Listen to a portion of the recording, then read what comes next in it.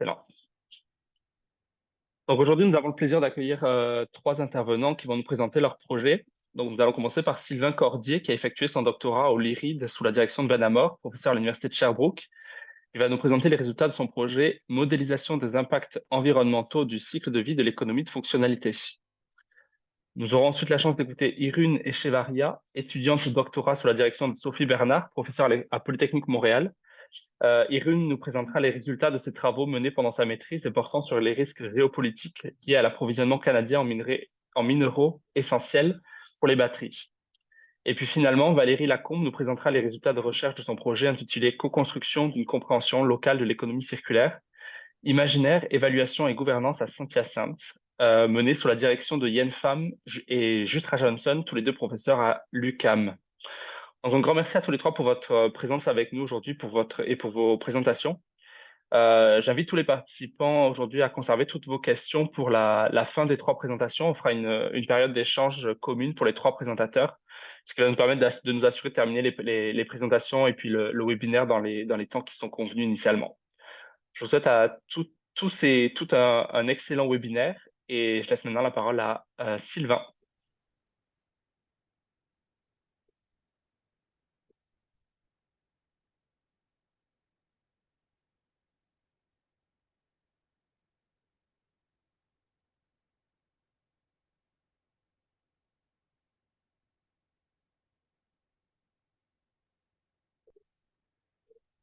Alors, oui, bonjour à tous, Sylvain Cordier, postdoctorant au LIRID à l'Université de Sherbrooke. Donc, cette année, j'ai travaillé sur une revue de littérature de la modélisation des impacts environnementaux de l'économie de la fonctionnalité. Ce travail a été réalisé en collaboration avec ma collègue Léontine Duro et sous la direction du professeur Benamor. Donc, je vais vous présenter la méthode de la revue de la revue de littérature, les résultats, avec des exemples d'études ainsi que les limites de la revue.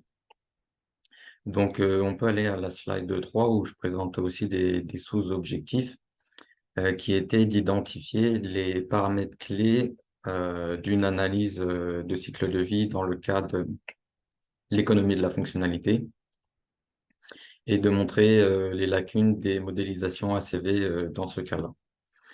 Dans la slide suivante, je présente brièvement l'analyse de cycle de vie qui peut être appliquée à un produit ou à un service. Donc, dans cette approche, on cherche à modéliser toutes les phases du cycle de vie du produit, de sa production à sa fin de vie. Et en fait, là, on quantifie les échanges entre l'environnement et le produit pour pouvoir faire une évaluation des impacts environnementaux comme les dommages sur la santé humaine, sur la qualité des écosystèmes ou sur le changement climatique. Donc, à la slide suivante, je fais aussi une brève introduction de l'économie de la fonctionnalité où on cherche à fournir euh, des solutions intégrées de services et de biens reposant sur la vente d'un usage ou d'une performance d'usage et non sur la simple vente de produits, de biens. Donc, l'objectif est de permettre une consommation moindre des ressources naturelles dans une optique euh, toujours de développement économique. Donc, pour ce qui suit à la slide suivante, pour illustrer cette définition, on a pu recenser des exemples comme Michelin qui ne vend plus les pneus, euh, qui vend plus les pneus aux entreprises de transport, mais qui prend en charge l'ensemble du cycle de vie des pneus chez le client et peut être amené à ajuster le gonflage puisque c'est une incidence sur la consommation, conseiller les chauffeurs sur la conduite ou prendre en charge la refabrication des pneus ou la fin de vie des pneus. Un autre exemple dans la slide suivante, Dumont Énergie a développé un modèle en économie de la fonctionnalité où ils ne vendent plus la chaudière, mais ils vendent le confort thermique optimisé et adapté aux besoins du client. Et enfin, un troisième exemple avec Decathlon, où le client n'achète plus le produit de sport ni ni ne loue uniquement un type de bien, mais il paye un service de mise à disposition d'articles de sport qui est adapté à ses besoins selon sa pratique et selon les saisons. Donc, pour ce qui suit, en intégrant le modèle de l'économie de la fonctionnalité à l'ensemble du cycle de vie, les entités qui sont responsables des étapes, elles vont changer par rapport au modèle standard, ce qui est représenté dans la figure où les entreprises qui mettent en place l'économie de la fonctionnalité, elles reprennent une forme de pouvoir sur le cycle de vie des produits. Pour donner des exemples dans la slide qui suit, par exemple, la phase d'approvisionnement des matières premières. Dans certains cas, l'économie de la fonctionnalité pour améliorer l'approvisionnement en matières premières, en approvisionnement des pièces et des matières recyclées, puisque l'entreprise, en optimisant la fin de vie, elle peut développer des solutions de recyclage. Pour la production, l'entreprise aura tendance à utiliser plus de stratégies d'éco-conception pour optimiser la réparabilité ou la gestion en fin de vie. Pour le transport, les phases de transport, elles sont potentiellement plus nombreuses si les équipements sont déplacés entre différents contrats de service, mais au moins elles restent sous la responsabilité de l'entreprise qui peut optimiser ces phases de transport. Donc c'est sur toutes les phases du cycle de vie du produit, l'entreprise elle peut avoir son influence. Et à la slide 11, s'il vous plaît, donc, voilà, ce sont d'autres représentations de ce que je viens d'introduire, ou par exemple à gauche, on peut augmenter l'utilisation, puisque l'utilisation d'un produit va servir à plusieurs consommateurs, ou à droite, on va améliorer la réparabilité puis la réutilisation. Euh, Par rapport à comment dire, dans les ACV qui sont appliqués à ces modèles, on n'en a pas trouvé énormément. C'est pourquoi nous avons aussi considéré des modèles qui s'en rapprochaient, comme la location, le partage ou les systèmes de produits-services. Donc, ces derniers peuvent être semblables à des modèles d'économie de la fonctionnalité. Si les paramètres de service ne sont pas la seule distinction avec le modèle classique, puisque pour être comparable à l'économie de la fonctionnalité, on doit pouvoir venir modifier toutes les étapes du cycle de vie, donc pas uniquement euh, la multiplication de l'utilisation avec plusieurs utilisateurs, mais aussi les phases de conception, de production et ainsi de suite. Alors, en ce qui concerne la méthodologie, oui, à la slide 14, donc à partir des mots-clés comme économie circulaire, système de produits-services, économie de la fonctionnalité et du partage, et aussi à partir des différentes bases de données comme Sciences Directes et puis Scopus, la lecture des titres, des résumés, des sections de résultats, puis des méthodes des différents articles a permis de retenir une vingtaine d'articles jugés pertinents, dont 3 revues de littérature et une méta-analyse. On peut passer directement à la slide 18 où je présente un exemple. Donc, en Suède, afin de comparer une buanderie partagée aux buanderies privées pour le linge domestique, l'unité fonctionnelle qui est la quantification de la fonction qui sert de base commune à la comparaison entre des machines à laver privées et puis des machines à laver partagées. Donc, l'unité fonctionnelle, ici, pour servir de base de comparaison, c'est le kilogramme de linge lavé et séché. Pour cela, 3 scénarios laveuse plus sécheuse sont comparés. Et les auteurs, ils ont également alloué les émissions qui sont liées à l'utilisation du bâtiment selon leur rapport national sur l'efficacité énergétique au mètre carré des bâtiments. Et donc, les machines comparées permettent la même fonction, mais elles n'ont pas les mêmes capacités, puisque les machines destinées au partage doivent permettre un usage plus fréquent que les machines privées. Et les paramètres principaux des groupes laveuses, sécheuses, ils permettent de comprendre que les émissions allouées au bâtiment sont plus importantes pour le scénario A, puis pour le scénario B, puis pour le scénario C, comme le montre la figure avec les parties bleues, où c'est l'utilisation du bâtiment qui est allouée aux machines, qui est moins importante pour les machines qui sont destinées au partage.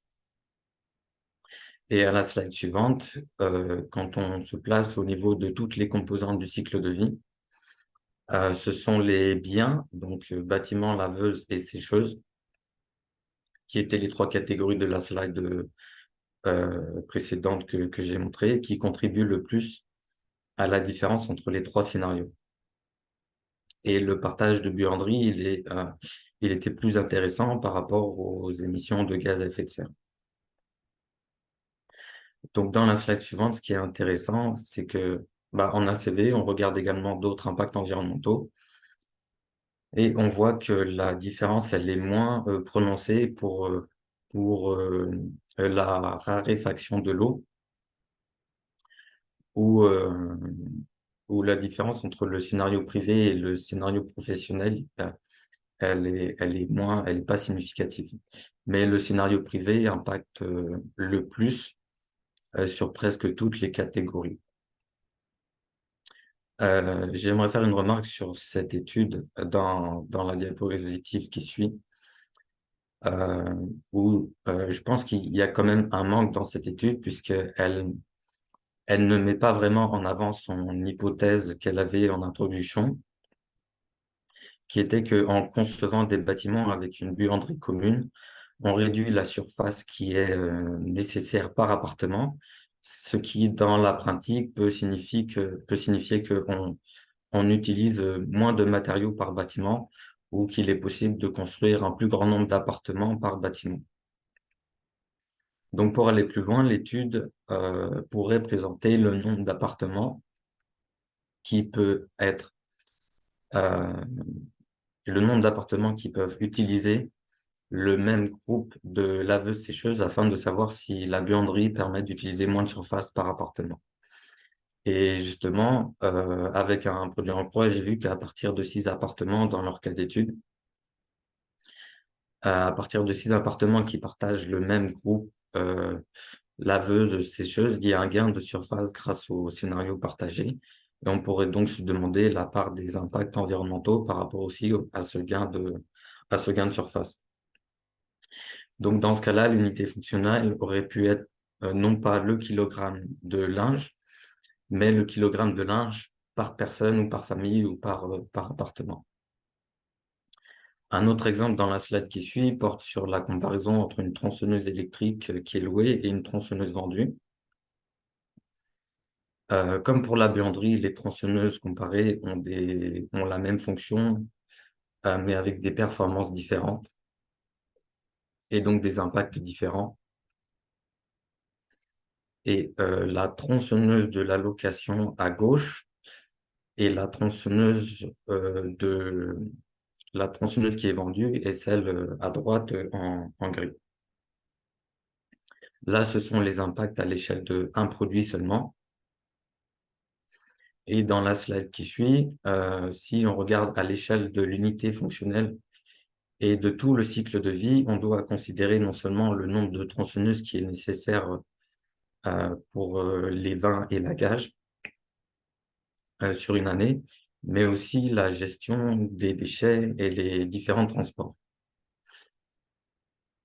On voit que pour le le bleu foncé, donc ce sont les produits, donc les tronçonneuses. La différence, elle est plus marquée à la slide, elle est plus marquée qu'à la slide d'avant, puisque dans la location, une tronçonneuse, elle sert à, à plus d'élagage que dans le scénario où il y a la vente. Et on produit aussi donc plus de tronçonneuses dans la vente et donc plus de chargeurs et plus de batteries et plus de déchets, ce qui sont les catégories en jaune, en rouge, en gris clair. Et on voit aussi que pour la location, les impacts qui sont liés au transport, donc en gris, sont plus importants puisque dans la location, Le client, il fait un aller-retour pour aller chercher le produit, un aller-retour pour aller rendre le produit. Alors que dans la vente, on fait un aller-retour pour aller chercher le produit et c'est fini. Dans la slide suivante, la difficulté, par exemple, dans ces analyses porte sur euh, le comportement et les limites des utilisateurs, à savoir quels moyens de transport ils utilisent pour aller chercher le produit. Et on voit que pour le changement climatique, c'est principalement la distance de transport qui influence le plus la location. Donc, je parle du scénario D, où il y a une distance de transport de 15 km au lieu de 30 km. Et on voit aussi que pour la vente, c'est la durée de vie du produit qui a plus d'influence. Donc, puisque ça influence sur la quantité, euh, sur combien de temps le produit va fonctionner. Donc, combien de produits il va me falloir euh, pour fonctionner sur toute la durée d'utilisation de l'unité fonctionnelle. Au slide qui suit, vous avez les autres impacts environnementaux. Je ne vais pas m'attarder là-dessus. On va passer à un autre exemple à la slide 27, où cette étude, elle compare les impacts du modèle commercial de la location, donc c'est le scénario B, et le modèle conventionnel de la fabrication et de la vente, qui est le scénario A. Donc, elle examine un purificateur d'eau à usage domestique en définissant des différents scénarios d'exploitation et de maintenance pour deux modèles. Et le scénario C considère un changement de comportement du client, puisque dans le modèle de location, on peut avoir l'avantage de, ou la possibilité de rencontrer le client et de lui proposer des services d'entretien, de lui faire un retour d'information et de l'encourager à utiliser le produit euh, correctement afin de le maintenir en bon état.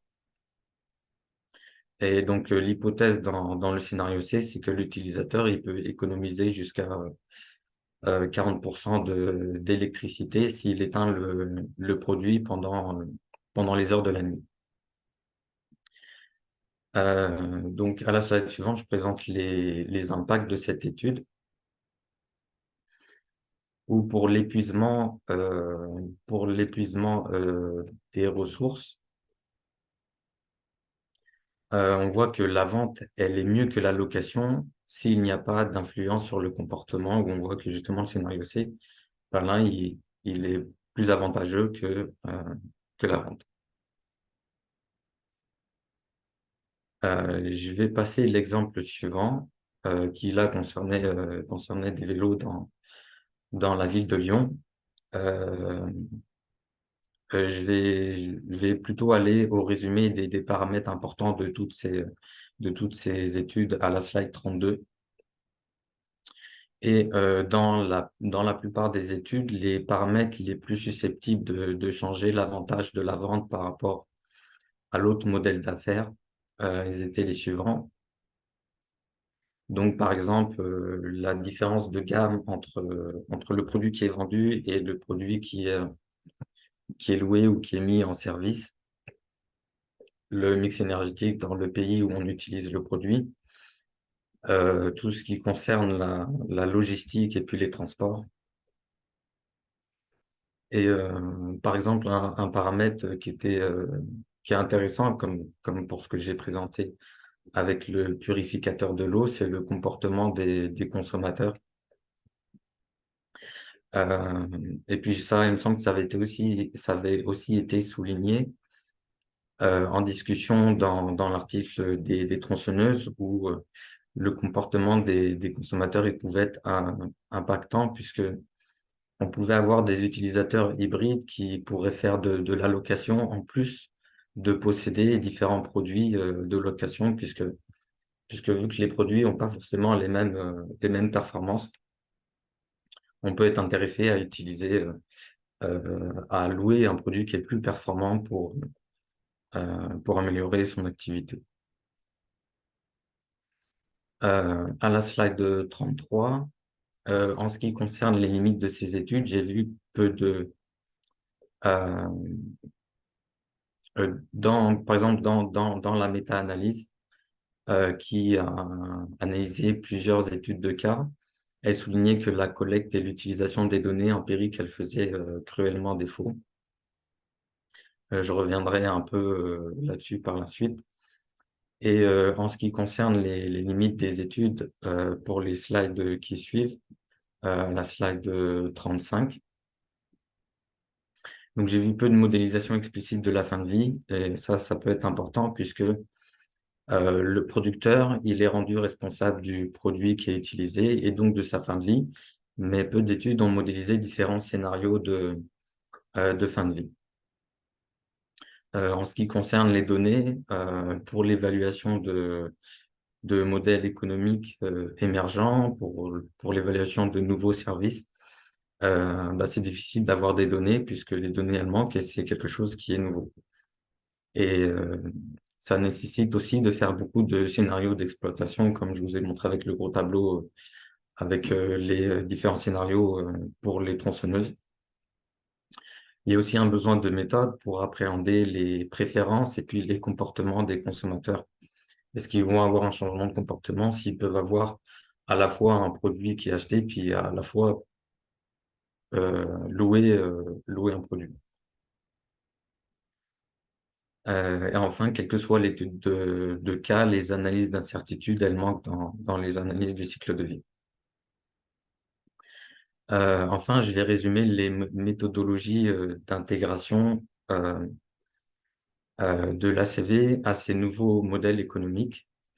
On peut passer directement à la slide 43 parce que comme ça, je vais faire un résumé. Parce qu'avec le temps qui me reste, je pourrais pas tout détailler. Donc les études, elles ont recensé plusieurs besoins comme le développement de cadres pour considérer les préoccupations environnementales et la satisfaction du client au plus tôt dans le développement de nouveaux modèles d'affaires. Des besoins sur une architecture de référence pour montrer comment les informations sur les services et les produits contribuent à la collecte de données dans les différentes phases du cycle de vie. Donc, je rajouterai aussi le besoin d'une structure en interne à l'entreprise qui rassemble, elle, toutes les données à la gestion du cycle de vie des produits. Aussi des besoins d'une liste de contrôle détaillée des catégories d'informations importantes pour chaque phase du cycle de vie ou des besoins dans les lignes directrices pour appliquer l'ACV et ou avoir des outils simplifiés. Donc, c'est pour ça que les différentes méthodologies, elles font appel à des développements de cadres et de lignes directrices ou à des constructions de modèles en interne ou simplement en faisant l'évaluation d'autres modèles existants qui pourraient s'appliquer à l'entreprise euh, qui désire faire ce nouveau modèle d'affaires, que ce soit l'économie de la fonctionnalité. On peut aller à la slide 45 pour conclure et les limites donc qui résidaient dans la limite dans cette revue de littérature, elle résidait dans la difficulté parfois de catégoriser une étude par rapport à son modèle économique et donc de trouver des études spécifiques à l'économie de la fonctionnalité où l'entreprise agit vraiment sur toutes les étapes du cycle de vie des produits. Et on voit clairement une différence entre la vente du produit qui sera possédé par le consommateur et l'économie de la fonctionnalité où l'entreprise, elle vend un service et elle gère tout le cycle de vie du produit. Donc voilà, je vous remercie pour votre attention.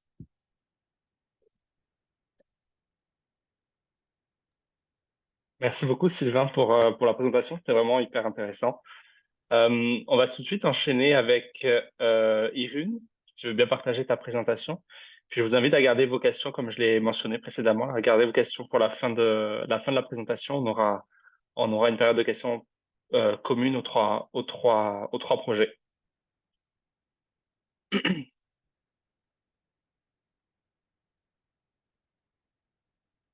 Ça fonctionne pour toi, Irune?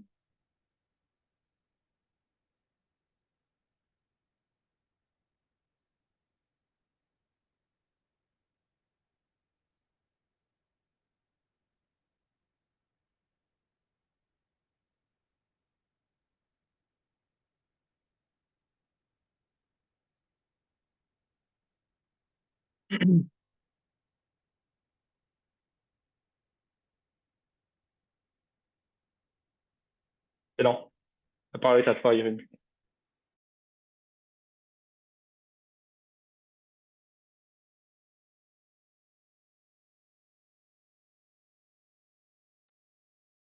Ton micro est coupé, je sais pas si tu essaies de parler, mais on t'entend pas malheureusement.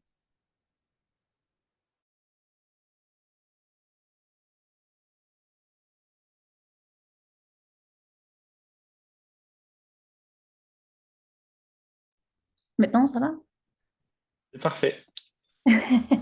Merci beaucoup. Donc, je veux dire que c'est juste la présentation des résultats de mon maîtrise. Il a changé un peu. Au début, c'était comme une évaluation globale du risque dépressionnellement.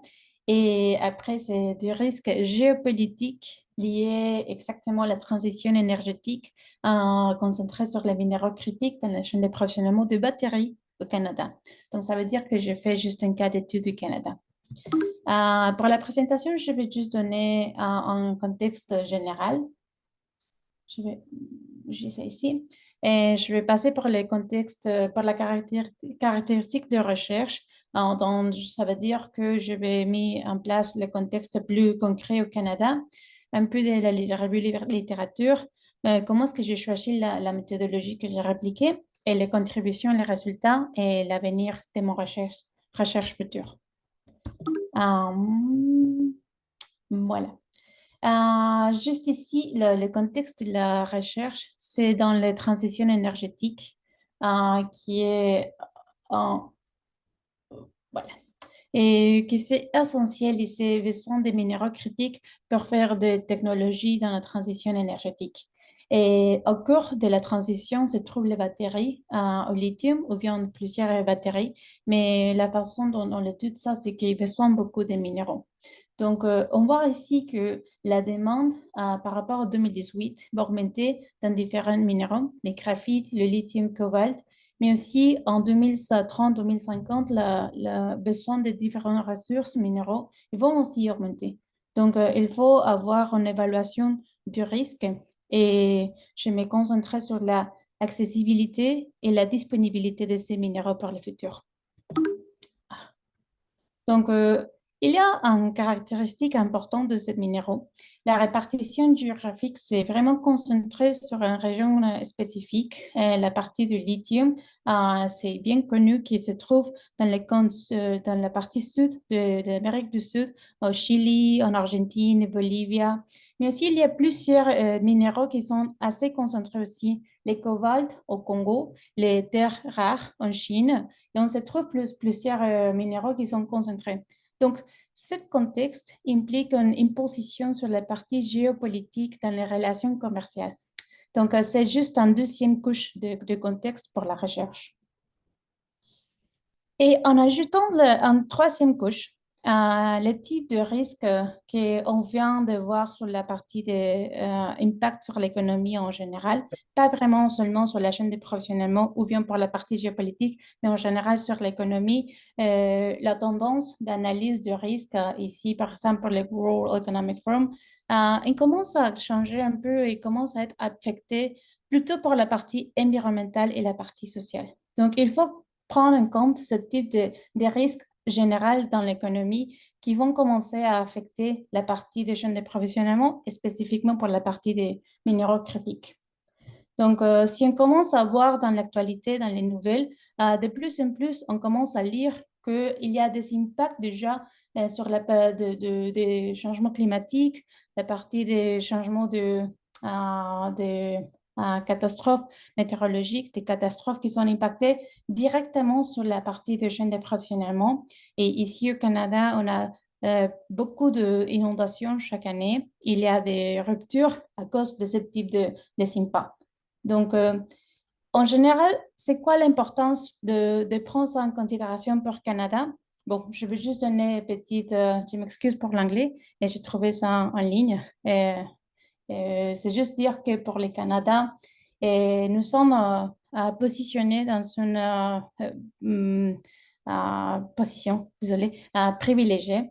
Nous sommes reconnus comme top au niveau de matières premières en production. Il y a beaucoup de minéraux ici, même si les minéraux critiques qui seront nécessaires pour la transition énergétique dont j'ai déjà parlé, comme le lithium, le cobalt, le terre rare, ils ne se trouvent assez fréquents ici au Canada. On a quand même une petite production de ce type de minéraux, mais par contre, dans nickel, cobalt, graphite et aluminium, nous sommes au niveau top de production exportation. Donc, pour le Canada, c'est l'analyse des risques de ces transitions énergétiques. Ça veut dire qu'il implique un contexte complexe. Ce n'est pas que nous sommes un pays dépendant des minéraux, mais aussi on a tous les minéraux qu'on a besoin pour la transition énergétique au Canada. Donc, pour les contextes en général, je trouve 4 couches. La partie de concentration de minéraux, géopolitique, la partie des chaînes d'approvisionnement, bien que le Canada soit un pays exportateur, il aussi est un pays importateur. La partie de risque qui commence à être plus environnementale, plus sociale et qui montre des ruptures sur la chaîne d'approvisionnement. Et le Canada est un pays qui est soutenu beaucoup dans les relations commerciales des autres pays. Donc, dans ce contexte, la recherche s'insère sur la partie d'une méthode pour analyser les risques d'approvisionnement. Et j'ai trouvé une qui s'appelle la méthode Geopol Risk. C'était présenté en 2015 par Gemeshu et al. Et après ça, il a commencé à évoluer. C'était au début une façon de mesurer ou de donner une caractérisation de risque d'approvisionnement qui mesure la partie géopolitique surtout. Il donne une valeur de la stabilité politique à chaque partenariat évolué dans la chaîne d'approvisionnement des différents pays. Ce n'est pas seulement une analyse pour le Canada, ça sera une analyse pertinente au niveau global. Donc, pour la recherche, ce que j'ai ajouté, c'était l'adaptation de cette méthodologie en ajoutant des facteurs environnementaux, sociaux et de gouvernance qui fournissent que dans l'hypothèse, l'intégration de ces facteurs c'est d'améliorer la robustesse de cet indicateur pour bien comprendre les 4 facteurs que je dis au niveau le contexte en général. Qu'on commence à voir les risques qui sont plutôt au niveau environnemental et social, et qu'il y a de plus en plus affectations et ruptures dans la chaîne d'approvisionnement. Donc, la première hypothèse, c'est que dans l'intégration de ce type d'indicateurs, on va améliorer la robustesse de l'indicateur pour mesurer de meilleures façons le risque d'approvisionnement. Et le deuxième, c'était une modification en même méthodologie que je vais expliquer la continuation. Pourquoi est-ce que c'est important d'avoir une recherche comme ça? Bon, il faut avoir une planification stratégique, et bien comme j'ai déjà parlé. Et le Canada se trouve dans une position privilégiée, mais quand même, ça dépend aussi des relations commerciales pour la transition énergétique au Canada et bien au niveau commercial industriel. Donc, il faut tenir en compte la disponibilité et l'accessibilité à ce type de minéraux. Aussi, pourrait aider à l'élaboration des politiques publiques en matière de transition énergétique. Si bien on a déjà une stratégie sur les minéraux critiques, il faut appliquer aussi ce type d'analyse sur la partie de transition énergétique, peut-être en politique industrielle en relation de cette transition. Il donne aussi une méthodologie pour des compagnies, des gestionnaires à faire une gestion des risques plus intégrée et en ajoutant des facteurs sociaux et environnementaux qui de plus en plus on voit qui sont plus importants pour la partie de chaîne d'approvisionnement. Donc, à la fin, la contribution, c'est ça, c'est en donner un modèle qui pourrait mesurer, capturer ce type de risque dans la chaîne d'approvisionnement. Donc, un peu de la partie des méthodologies, c'est déjà fait, c'est déjà étudié et c'est évolué depuis 2015. Et ils ont étudié plutôt sur la partie d'analyse de cycle de vie parce qu'ils donnent ils pourraient, après différentes publications, donner on vient de parler ça, facteur de caractérisation pour aussi évaluer la partie de géopolitique au niveau midpoint dans l'analyse de cycle de vie. Donc, ça pourrait insérer aussi sur l'analyse des cycles de vie. Dans mon recherche, je n'ai pas inclus cette partie, mais pour l'avenir, je pourrais évaluer aussi un facteur de caractérisation pour l'inclure sur le midpoint, l'évaluation du midpoint dans l'analyse des cycles de vie. Donc, juste rapidement, la ligne de base, le modèle comme est présenté comme GameShoe, mais j'ai pris ce modèle de la publication de Niche Koyam Pambarad, je suis désolée pour la prononciation, mais ça, c'est les méthodologies présentées dans l'article en 2022. C'est juste l'évaluation de la probabilité de rupture de risque de prévisionnellement. À la base, c'est ça que la méthodologie mesure. C'est d'un point de vue d'une perspective d'importateur et il mesure la probabilité de rupture à la source d'approvisionnement. Dans une première partie, il mesure la concentration du marché du pays producteur. Ça veut dire la sommation de tous les pays qui produisent ces minéraux. Ça s'est fait par minéraux. Et ça, c'est en base de la Hirschfindel-Hirschman Index. C'est juste un type d'indice d'analyse. C'est juste la sommation de tous les producteurs. Plus un marché monopole, plus la concentration est élevée, ça veut dire 1. Et les données sont obtenues par les différents types d'enquêtes de Geological Survey des États-Unis et aussi d'Angleterre. Et il y a une nouvelle source de données qui s'appelle World Data Mining. Ça, c'était publié par le gouvernement d'Austrie, mais maintenant, ça commence à être utilisé à l'Union européenne. Donc, ça, c'est une troisième source de données et que c'était aussi une découverte importante. Et la deuxième partie, ça associe ce type de risque géopolitique dans la méthodologie originale et les données sont obtenues par l'indicateur de gouvernance de stabilité politique qui est publié par la Banque mondiale. Ça, c'est un indice qui se fait chaque année et est publié chaque année. Et il y a différents niveaux d'analyse, mais une des analyses sur la stabilité ou bien instabilité des politiques et absence de terrorisme. Donc, la méthodologie, déjà, c'est assez compréhensif, mais comment on voit ici, c'est vraiment juste la partie stabilité politique dans les pays, dans les partenariats commerciaux, et c'est pas vraiment assez compréhensif. Donc, c'est là dont j'ajoute les premiers changements. Je vais finir d'expliquer la partie méthodologique. Donc, on associe la partie des quantités de minéraux importés pour chaque pays au partenariat associé à son niveau d'instabilité politique. Ça, c'est cette partie. Et c'est normalisé. Et la deuxième partie, c'est chaque quantité d'importation de chaque partenariat associé à son niveau de vulnérabilité politique, c'est évalué sur la totalité des minéraux qui est disponible dans ces cas, des points de vue d'importateur, ça veut dire Canada. Donc, pour le Canada, on mesure la partie de production nationale et la partie des importations totales de tous les partenariats. Donc, les données, ça vient de la même enquête de Geological Survey.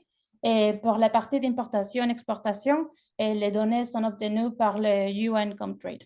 Sont de données ouvertes. Pour l'analyse, j'ai fait différents scénarios. Donc, je vais juste passer rapidement à chaque scénario. La première, c'était le changement de ce type de concentration. Donc, pour l'indice de concentration du marché, au début, la méthodologie utilise la production. Donc, ça veut dire l'extraction. C'est juste la quantité que chaque pays publie pour la quantité d'extraction de chaque minéral. Mais moi, ce que je fais, c'est juste d'élargir un peu plutôt ce type de mesures. Et j'ai pris les données qui sont plutôt sur la chaîne d'approvisionnement.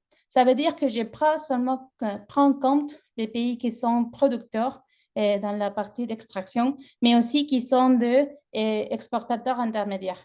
Et ces données, ça vient aussi de UN Comtrade.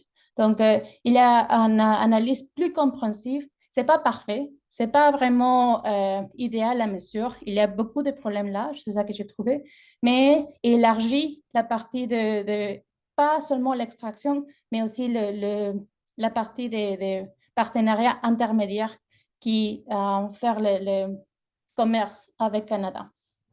Ça, c'est une partie de la méthodologie. Pour le deuxième scénario, c'est ça que j'ai gardé la partie originale des mesures de concentration, ça veut dire les pays qui ont produit ce type de minéraux. Et j'ai juste changé la partie des les risques politiques associés à chaque partenariat au niveau d'importation individuelle. Et j'ai changé là pour les facteurs ESG. J'ai obtenu cette données de la partie environnementale, gouvernance et sociale. J'inclus les services écosystémiques, la partie des habitats humains, la partie d'infrastructure, la partie des préparations de gouvernance. Il y a aussi une redondance entre la première façon à mesurer la partie géopolitique et la deuxième que j'ai ajoutée. Donc, c'est juste un essai d'ajouter ces risques environnementaux qu'on commence à voir qui affectent la chaîne d'approvisionnement. Comment capturer ça sur la partie de la mesure de risque à chaque partenariat.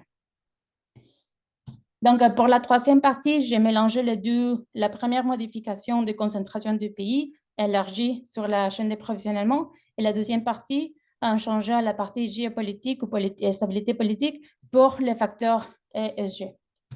Et les minéraux qui se sont évalués, au début, c'était 20 minéraux, mais j'ai obtenu des résultats pertinents sur ces 2, 4, 5, 10, 11, et qui sont les plus importants. Et il n'y avait pas une mesure de discrimination, c'était juste les résultats que j'ai obtenus en basant sur la partie d'accessibilité aux données. Et pour les résultats, c'était un résultat intéressant.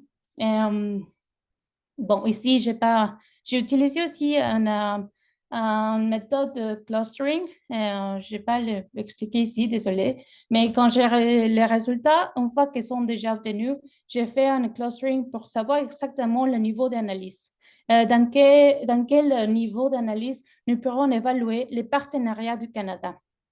Donc, pour les premiers niveaux d'analyse, les résultats après le clustering, c'était 7 minéraux qui sont plus sensibles aux risques liés à une forte concentration de la production dans les pays qui sont extraits.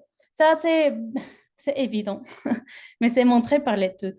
Ça veut dire que si les minéraux qui sont concentrés de façon géographique, comme au début on a montré, les lithium, les cobalt, les graphites, les terres rares, bon, il est important de savoir qu'il y a une concentration de production. Il y a un risque associé à un seul ou vraiment petit nombre de pays et qui sont producteurs. Donc, les risques géopolitiques et les risques environnementaux se concentrent sur un ou de petits producteurs, pas vraiment en distribution liée à la chaîne d'approvisionnement. Ça veut dire qu'en amont, les risques se trouvent plutôt en amont. Et pour ce cas, c'est le cadmium, cobalt, le plomb, le magnésium et les terres rares. Donc, ce sont des minéraux qui sont déjà concentrés plutôt que 60-70% sur un seul pays. Donc, le Congo, la Chine et différents pays. Pour la deuxième partie d'analyse, les résultats montrent que pour des autres minéraux, les facteurs de perturbation de l'approvisionnement viennent de la partie de la distribution des chaînes d'approvisionnement et les effets environnementaux et sociaux, pas seulement sur les pays producteurs, mais aussi sur la distribution des chaînes d'approvisionnement. Pour ces minéraux, je vais répondre à ça. Pour ces minéraux, on a l'argent, le lithium, c'est bizarre ça, mais le fer, le nickel, le cuivre, le graphite. Un phénomène intéressant ici, même que le lithium est concentré dans les petits producteurs, Amérique du Sud, Australie, et Après ça, dans la chaîne d'approvisionnement, il y a une concentration de production en Chine. Donc, la recherche montre que l'analyse de la chaîne d'approvisionnement, ce n'est pas seulement sur les pays qui sont producteurs, mais aussi sur les pays qui utilisent et qui déjà commencent à changer, manufacturer ce type de minéraux. Donc, la façon d'analyser les risques de chaque minéraux, ça veut dire que ça affecte dans la chaîne d'approvisionnement. Je pense que ce sont des résultats qui sont en relation logique un peu sur la partie des relations commerciales qu'on voit avec la Chine, par exemple, ou Japon ou Corée. Je vais passer. Ça, c'est juste une relation visuelle de la façon dont j'ai obtenu les résultats. La première graphique, c'est l'analyse de le geopol risk en général. Mais la deuxième, c'est vraiment le poids de chaque variable que j'ai utilisée dans la méthodologie. Donc, si vous avez des questions, je pourrais expliquer chaque minéraux parce que chaque minéraux, ça a obtenu un résultat différent. Mais ici, c'est important de voir aussi la corrélation entre, j'ai mentionné qu'il y a une redondance des mesures. Et ici, pour l'avenir de mon recherche, je vais me concentrer sur la partie de nettoyer un peu les données qui donnent plus d'informations environnementales et sociales. Parce que comme on a vu, il y a quand même un change des risques sur la partie, seulement en considérant la partie politique et quand on considère la partie environnementale et sociale. Ça, c'est donne positif. Il augmente les risques, oui, mais pas vraiment sur des différents niveaux. Ce n'était pas assez différent. Donc, pour les futurs de la recherche, il faut chercher exactement la redondance entre chaque variable pertinente. Et c'est comme ça que j'ai fini la présentation. C'est pourquoi important de faire d'analyse comme ça. Bon, parce qu'il commence à intégrer les mesures environnementales et sociales qui affectent la chaîne d'approvisionnement, que de plus en plus, on voit que ça commence à affecter les chaînes d'approvisionnement, pas seulement pour le Canada, mais par tout le monde. Et pas seulement pour la partie des chaînes d'approvisionnement des minéraux, mais aussi pour la partie des grains, des produits alimentaires et beaucoup plus. Il y a une façon intégrée d'analyser la probabilité de rupture dans l'approvisionnement encore une fois. Et aussi, on a vu que dans la modification des concentrations des pays producteurs et dans la chaîne d'approvisionnement, il y a une différence. Donc, il faut continuer à faire l'évaluation des risques en comptant les concentrations de production et les risques répartis dans la chaîne d'approvisionnement en étape intermédiaire. Et de cette façon, nous pourrons faire la diversification, que maintenant c'était un thème important sur la COP 28. Comment diversifier notre chaîne d'approvisionnement? Donc, ce type de recherche donne des pistes pour savoir exactement où se concentre la partie d'analyse principale.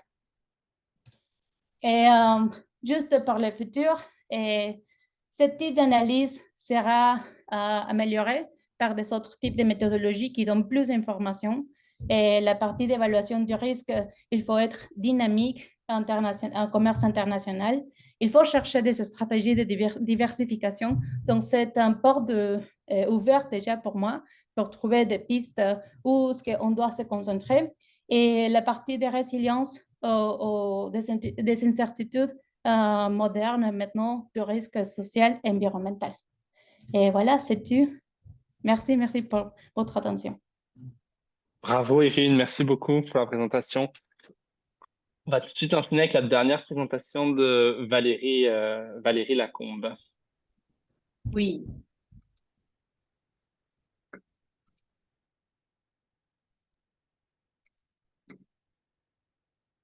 C'est bon, ça fonctionne? Oui, je te laisse mettre en mode présentateur. Ça fonctionne toujours? Excellent. La parole est à toi. Parfait. Parfait. Ben, je me représente, Valérie Lacombe, doctorante en sciences de l'environnement à l'UQAM. Puis, le titre de mon projet, c'est Co-construction d'une compréhension locale d'économie circulaire, imaginaire, évaluation et gouvernance à Saint-Hyacinthe. Je vais vous mettre brièvement dans le contexte du projet. Dans le fond, dans le cadre de mon projet de thèse, je m'intéresse au système alimentaire urbain, Parce que c'est un système qui, par sa linéarité, linéaire dans le sens produire, consommer, jeter, c'est un système qui est très énergivore. On parle de 60 à 80% des ressources naturelles qui sont dédiées au système alimentaire directement ou indirectement. Fun fact, pour ceux qui ne le savent pas, mais en Amérique du Nord, nos aliments vont parcourir plus ou moins 2000 km entre le champ et notre assiette. C'est ce qui fait qu'on a un système qui est aussi très polluant. On parle de plus de la moitié des GES et de la production de déchets au niveau mondial. Donc, la Montérégie étant une région considérée comme le garde-manger du Québec, je me suis tournée vers cette région-là pour regarder un peu c'était quoi les solutions, les innovations pour rendre le système plus durable. Et parmi une multitude de solutions, l'économie circulaire ressort comme quelque chose de prometteur. On peut voir tout récemment, il y a la vision circularité, qui est la feuille de route en économie circulaire qui est sortie. Mais spécifique au secteur alimentaire, on a la symbiose agroalimentaire Montérégie qui est là depuis quelques années. Donc, on a un terrain de jeu qui est quand même intéressant à observer. Au niveau de la littérature scientifique, on se rend compte que les recherches en économie circulaire au cours de la dizaine de dernières années, c'est vraiment concentré sur la faisabilité technique, les flux de matière, la logistique, la rentabilité économique de l'économie circulaire. Puis à mon avis, ça laisse de côté une question qui est quand même importante. C'est quoi la contribution finalement des acteurs et des structures institutionnelles pour faire la transition vers une économie circulaire? Donc, dans le cadre du projet qui a été financé par le RRECQ, je me suis concentrée sur 2 questions. La première étant, quelle est la compréhension des acteurs clés de l'économie circulaire? C'est quoi leur compréhension de l'économie circulaire, mais aussi des pratiques puis de l'évaluation de l'économie circulaire? Par évaluation, on entend les indicateurs de performance. La deuxième question étant comment l'économie circulaire va être gouvernée et pratiquée par les différents acteurs politiques et sociaux. Côté méthodologie, je vous ai parlé que j'avais regardé la Montérégie, mais j'ai descendu en 3 échelles. Donc, la Montérégie, la MRC des Mascoutins et la ville de Saint-Hyacinthe, où on va retrouver la technopole agroalimentaire. Ça me permettait finalement d'avoir un regard qui était à la fois local et régional sur ma question. Côté méthode de travail, j'ai fait des entretiens semi-dirigés avec 21 acteurs de la gouvernance. Donc, j'en avais 4 au niveau provincial, 10 au niveau régional. Régional, j'en avais 2 dans la Montérégie, puis 8 dans la MRC, 8 MRC qui composent la Montérégie. Puis, j'avais 7 villes qui étaient dans la MRC des Mascoutins. Donc, vous pouvez voir, je gardais toujours mes blocs d'échelle. Avec ça, j'ai eu la chance de faire de l'observation pour 2 ateliers qui ont été organisés en Montérégie. C'était des ateliers qui portaient sur la sécurité alimentaire, mais qui avaient une vision aussi d'économie circulaire, donc c'était pertinent pour moi. Un atelier qui amenait les acteurs à développer une vision alimentaire, puis un autre atelier qui portait sur les freins et les obstacles de mise en œuvre dans le système alimentaire. Puis, ces ateliers-là, en fait, il y a beaucoup d'acteurs différents qui ont participé à ça, autant au niveau de la gouvernance que des porteurs de projets ou des organismes à but non lucratif. Donc, c'était très varié. Puis, la dernière chose que j'ai fait, c'est de la bonne vieille recherche documentaire, tant au niveau des feuilles de route en économie circulaire que des documents peut-être un peu plus de planification et de stratégie. Puis, ça me permettait d'avoir, dans le fond, un regard sur les discours écrits de ces acteurs-là. Donc, d'aller voir un peu qu'est-ce qui se dit, puis qu'est-ce qui s'écrit noir sur blanc, puis c'est quoi l'écart ou non entre les deux. Puis, à partir de ça, il y a vraiment une panoplie de résultats que j'aurais pu vous présenter, mais je vais m'en tenir à 3 résultats. Donc, si vous avez d'autres questions, n'hésitez pas. Une première chose que j'ai observée, c'est un décalage entre les responsabilités qui sont définies et pratiquées. La deuxième chose que j'ai observée, c'est un discours qui est très assis sur le régime dominant capitaliste qu'il y a actuellement. Puis, la troisième chose que j'ai observée, c'est qu'il y a certains avantages dans des pratiques informelles pour venir décompartimenter le travail sur différentes échelles. Donc, je vais y aller un peu plus en détail. Dans mon premier bloc de résultats concernant le décalage sur les responsabilités, dans le fond, ce que je veux dire, c'est qu'il y a un écart entre la manière dont les politiques et les lois vont organiser le travail des gens. Puis c'est une manière qui se fait, qui est très en silo. Vous avez sûrement déjà entendu parler des fameux silos de travail. Donc, on va voir les acteurs qui vont dire... c'est ça. Donc, on va voir plusieurs acteurs qui vont dire que des fois, c'est difficile de savoir qui fait quoi parce que quand on regarde la santé publique, c'est un ministère, puis quand on regarde l'environnement, c'est un ministère, puis là, quand on va à la ville, on a l'urbanisme, on a les travaux publics, puis donc, c'est une organisation qui se veut très théoriquement compartimentée. Fait qu'il y a un décalage entre ça, puis après, quand on arrive sur le terrain, qu'on regarde les gens, qu'est-ce qu'ils font dans le day-to-day, dans leur travail, bien là, on se rend compte qu'ils ne connaissent pas tous les rouages, puis ils ne perçoivent pas nécessairement de la même façon, et donc on arrive à un certain chevauchement des pratiques. Un certain chevauchement des financements, puis c'est pas toujours, des fois c'est correct, puis des fois ça freine les initiatives. Donc j'ai un exemple à vous présenter. Une municipalité à qui j'ai parlé, ils disent, nous, on a délégué, comme ville, on a le pouvoir de déléguer des compétences et on a délégué la gestion des matières résiduelles à une régie. Mais on a gardé tout ce qui concerne l'environnement, dont la sensibilisation de la population à l'environnement. Donc là, on a un employé qui va faire une campagne de sensibilisation avec des images, des affiches, des trucs. Puis quand elle est allée présenter ça à la régie en question, pour avoir le pouls sur ce qu'elle faisait, elle s'est fait dire « Wow, minute, tu joues dans mes plates-bandes, c'est à nous autres de faire ça. » Donc, on a une question qui est théoriquement bien partagée, mais que dans la pratique, là, on a une petite garde de cas, qui fait quoi puis comment, puis c'est tellement long finalement que le projet est tombé en deux chaises, il n'a jamais été fait. Puis il y a d'autres exemples comme ça, mais c'était le fun, je trouve, à vous présenter. Ensuite, le fameux discours capitaliste. Donc, on se rend compte que les solutions sont très axées sur le marché. On va rechercher la rentabilité économique des projets. Puis pour avoir une certaine rentabilité économique, on va chercher à spécialiser les entreprises dans des productions, dans des pratiques ou dans des services. Puis on va chercher à stabiliser, voire même augmenter le gisement des ressources pour pouvoir faire une production de masse, parce que c'est la production de masse qui va baisser les coûts et faire rentabiliser les projets.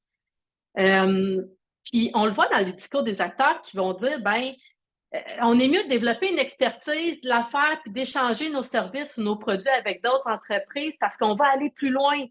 Ou d'autres qui disent, tu sais, moi, je veux bien faire un projet, mais c'est parce qu'il faut qu'il soit attractif et intéressant sur le plan économique, sinon mes entrepreneurs sur le terrain, ils n'embarquent pas, ils n'en ont rien à faire, tu sais.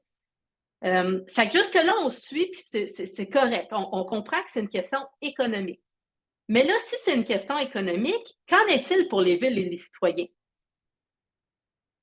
On utilise les fonds publics. C'est ça l'affaire, c'est que les villes reçoivent des enveloppes en urbanisme, des enveloppes en travaux publics, des enveloppes en environnement, que sais-je. Et l'économie circulaire, c'est un peu comme le mal-aimé de la famille. Et selon la saveur qu'on va y donner, on va le rentrer dans ces enveloppes-là. Tu sais, il va comme être ajouté. OK, mais une ville qui a 600 habitants, puis que c'est une ville dortoir, elle n'a pas d'enveloppe dans laquelle peut rentrer l'économie circulaire parce qu'elle va faire ses pipelines, excusez l'anglicisme, mais elle va planter des arbres, elle va aller déléguer à la MRC parce que la MRC aussi reçoit des enveloppes pour ça, puis c'est correct, c'est un regroupement de villes. Donc, les villes et les régions vont comme un peu se lancer la balle, qui finance quoi, et on remarque qu'il y a une très petite, voire inexistante contribution financière des entreprises au privé. Puis ça s'explique dans les discours. Tu sais, financement est égal fonds publics. Une entreprise qui veut survivre dans le monde capitaliste où on vit, et rappelez-vous, j'ai parlé de rentabilité économique, n'ira pas financer un projet de recherche qui va bénéficier à son compétiteur. À moins qu'on ait des jardins de ce monde, par exemple, puis qu'on a une image à renvoyer aux gens, puis on a des fonds, puis oui, les grandes entreprises qui ont une vocation un peu plus sociale dans leur culture d'entreprise, mais après, c'est très, très ponctuel comme financement. C'est pas ça qui fait qu'aujourd'hui, on est tous là à présenter des résultats, tu sais. Puis il y a même un acteur qui dit, tu sais, moi, comme ville, là, ça ne donne à rien de faire ça. Garder les entreprises sur mon territoire, oui, mais ultimement, là, si c'est une game économique qu'on a, dans mes poches, moi, ça me donne rien. Et là, qu'en est-il du discours pour faire marcher ça? Ben, on dit aux gens, tout le monde doit faire sa part. Tout le monde, incluant le consommateur. Et donc, on se rappelle, fonds publics égale citoyen, mais le citoyen, après avoir payé ses taxes, il se rend compte que ça coûte plus cher pour un produit éco-responsable ou circulaire ou peu importe. Et donc, oui, on est tous d'accord avec l'idée que c'est bon sur le plan environnemental, mais si c'est une game économique qui justifie qu'on met des initiatives en place et qu'on les finance, le citoyen, il y a quoi dans ses poches à la fin de tout ça? Puis ça aussi, on le voit dans les... on le voit aussi dans les commentaires des acteurs qui vont dire que dans les dernières années, on est allé chercher beaucoup dans les poches des citoyens pour plusieurs projets. Et donc là, qu'on arrive pour une ville, comme puis là, je vous laisse les commentaires de l'acteur 3 qui a été très volubile là-dessus.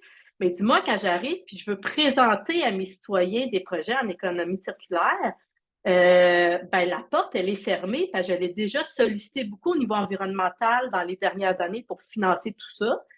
Il dit, dans le fond, il dit, je vais les encourager à consommer local. Pourquoi? Pour garder les entreprises sur mon territoire, parce qu'encore une fois, généralement, ça lui donne pas grand-chose comme immédiatement puis concrètement dans ses poches. Puis le citoyen, malheureusement, il voit pas ce qui va lui pendre au bout du nez dans 20 ans, 30 ans, 50 ans d'ici au niveau environnemental. Et c'est là où on tente, en fait, de mettre en place des stratégies d'économie circulaire, pas pour circulariser les flux, mais pour continuer à produire et découpler nos ressources, en fait. Et c'est là où on se rend compte que si les promesses sont très vertueuses, dans le concret, dans le quotidien, il y a un petit peu un décalage dans la vision des acteurs. On voit que c'est pas...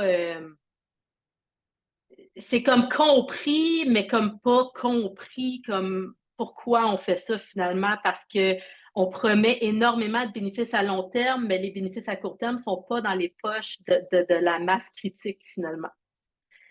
Et le troisième bloc de résultats que je voulais vous présenter, je reviens au début quand je vous ai parlé de silos. Théoriquement, sur papier, on a une organisation législative et réglementaire qui est très compartimentée. Vous avez déjà sûrement entendu parler du partage de compétences entre l'échelle municipale, régionale, provinciale et même fédérale. Le système alimentaire, il est très complexe à ce niveau-là. Puis après, on se rend compte que sur le terrain, tantôt, je vous ai présenté peut-être un côté un peu plus négatif, là, que des fois, ça va se chevaucher, puis comme on dirait que rien se fait parce que finalement, tout le monde se pile ses pieds. Mais il y a un côté positif à ce chevauchement-là parce que les acteurs vont finalement décompartimenter intuitivement les silos. La première chose qu'ils vont faire, c'est que, ben, ils ont une expérience de vie, puis ils ont développé un réseau avec le temps. Comme l'acteur 10 me disait, ben, il n'est pas très, très vieux, mais une coupe de tour au compteur qui fait que généralement, quand il y a un problème, ben, lui, il sait qui appeler, quoi lui demander, puis il sait faire avancer les choses parce qu'à force de réseauter, à force de se promener, à force d'être sur le terrain et de parler à du monde, ben, finalement, lui, il mobilise son réseau, tu sais, il fait fi de t'es-tu au provincial, t'es-tu au régional, t'es-tu dans tel ou tel secteur, il fait juste parler à son monde. D'où l'avantage finalement quand on fait du réseautage, puis quand on fait des événements de réseautage, de s'assurer qu'il y a une diversité d'acteurs sur place, parce qu'à la fin, comme en arrière du rideau, ça va permettre ce genre de lien-là entre les gens. Avec l'expérience et avec le temps, on développe aussi des compétences transversales. C'est de moins en moins commun d'avoir un emploi sur 40 ans. Il y a une époque où c'était ça, mais aujourd'hui, généralement, les gens ils ont un bagage qui est varié, ils ont touché à plusieurs types d'emplois, ils ont étudié dans un secteur, ils ont réétudié dans un autre secteur après. Ce qui fait que quand ils sont assis derrière un bureau et qu'ils ont un job à faire, ils vont mobiliser ces connaissances-là qui vont leur permettre d'aller au-delà des silos. Ils vont comprendre des contextes qui ne sont pas le leur. Ils vont connaître des procédures qui s'appliquent à ce qu'ils veulent faire. C'est beaucoup plus facile de demander une subvention quand on a fait pendant 5 ans dans plusieurs milieux. Et c'est le genre de compétences qui va faire que la personne qui a travaillé en milieu communautaire pendant 5 ans ou plus, elle arrive finalement à la MRC comme agent de maillage. Elle connaît du monde, puis elle sait comment faire les demandes, puis elle sait comment organiser du réseautage. Fait qu'elle va réussir à toucher beaucoup plus que juste sa boîte qui est prévue par la loi ou par la réglementation. Et la dernière chose qui est vraiment super intéressante, excusez-moi si je suis très enthousiaste sur mes résultats, mais c'est vraiment le fun de voir comment les gens réfléchissent.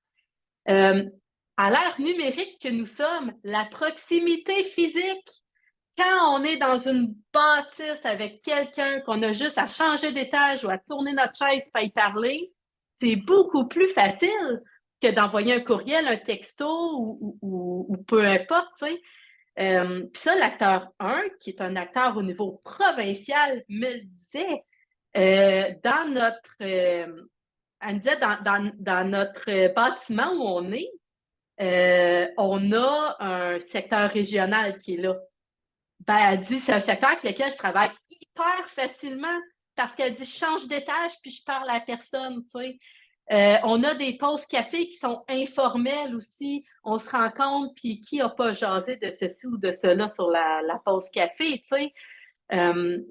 Et il y en a plus, là. Je vous présente les 3 qui sont les plus intéressantes à vous présenter. Il y en a plus. Mais donc, voilà. Fait, par rapport à ce que je vous disais tantôt, qu'il y a un décalage entre ce qui est prévu et ce qui est perçu, ben c'est à la fois positif et négatif pour les initiatives circulaires parce qu'à la fin de la journée, c'est un gros facteur humain. Tu sais, qui est derrière la chaise? C'est quoi ses compétences? C'est quoi ses connaissances? Il est proche de qui? C'est qui son réseau? Puis comment il va percevoir les responsabilités qu'on lui a données? C'est ça qui va faire souvent qu'une région va être beaucoup plus active puis beaucoup plus dynamique qu'une autre région. C'est vraiment, ça dépend des humains derrière les dossiers. Voilà. Fait que, je pense que je rentre dans mon temps. Fait que, c'était ça. Puis si vous avez des questions, n'hésitez pas. Merci beaucoup Valérie, excellente présentation aussi. Merci en fait à tous les 3. On est plus nombreux là pour la fin de la présentation malheureusement, mais je pense que la fin de la session est un peu compliquée aussi pour tout le monde. On arrive à la fin de l'année, j'ai l'impression que les agendas sont très chargés. Mais en tout cas, la session a été enregistrée, donc ça va nous permettre de la rediffuser et puis de la partager encore et encore. Merci vraiment à tous les 3 pour votre participation. Je laisse la possibilité à Jean-Baptiste Davidson, là, si vous avez une question éventuellement que vous souhaitez poser, je vous laisse la possibilité de le faire. Mais sinon, vu qu'on a été un peu plus long sur l'ensemble des présentations, je vous propose qu'on conclue. On arrive à la fin du webinaire et je vous propose qu'on conclue. Donc, merci encore à tous les 3. Je vous souhaite une excellente journée et à très bientôt. Merci beaucoup, au revoir. Au revoir.